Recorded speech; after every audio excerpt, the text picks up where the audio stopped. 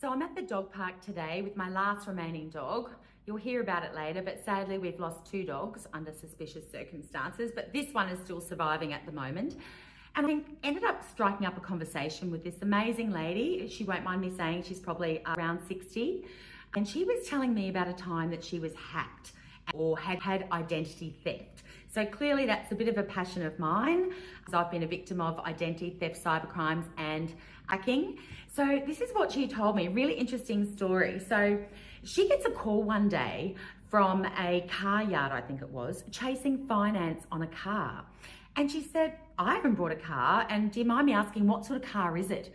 And it was some sort of hotted up bloody F250 or something. And she said, no, I haven't purchased a car. And they said, well, we've got approval here from Macquarie Bank. She says, I don't bank with Macquarie Bank.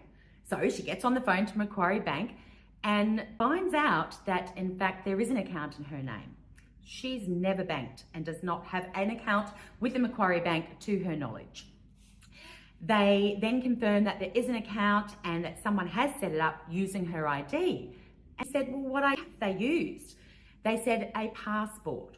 And she said, so you've allowed and set up an account on one form of ID, the passport, which is a bit odd in the first place. And she had then found out that they had obviously taken a sum of money in her name. And clearly the bank sorted it out, but they wouldn't give her the information that she requested. She said, all right, well, I'm going to go to the police now. I have an identity theft issue.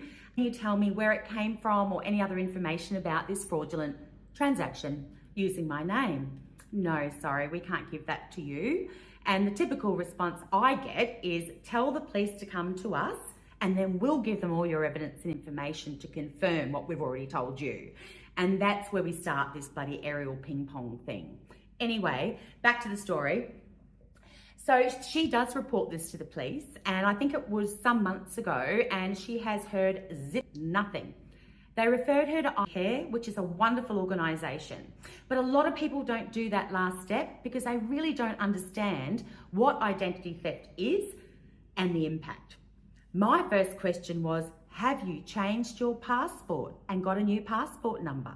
No, I haven't.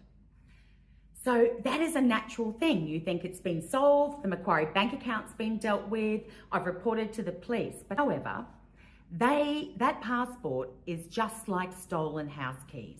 If your spare key to your house was stolen, would you keep using your current key and lock, or would you get the locks changed? So this is things that people don't understand. But in my view, a great next step is go and get a new passport with a new passport number. Because the person that stole it and brought that hotted up car and set up the bank account with Macquarie still has it. The next piece of advice I would give is you need to get online to some of these credit rating websites to find out whether or not there are accounts or debts in your name. It's certainly one of the first ways that I became aware of my own identity theft was when the Commonwealth Bank and debt collectors started calling me about purchases I didn't make in my name. You see, I became 2 Tinas when my identity was stolen because I'm always going to be me physically, but they stole me digitally. And this is the risk of the data breaches and all the large organisations, or someone who knows you, friend, family, partner, has often a lot of your key identity information. These days is your email and your mobile phone number. Good luck trying to get through life without those 2 things, because I certainly do struggle. And I also want to say a huge thank you to everybody who has supported this conversation so far. I'm dying to get into the cybercrime and tech abuse side of things because I think that's the greatest risk in domestic violence and also in small business in Australia. And as I lost my business due to insider hacking from my staff as a small business, I would also like to make you all aware of the signs of that and how to react if your identity is stolen in any way, just like the lady I spoke to today.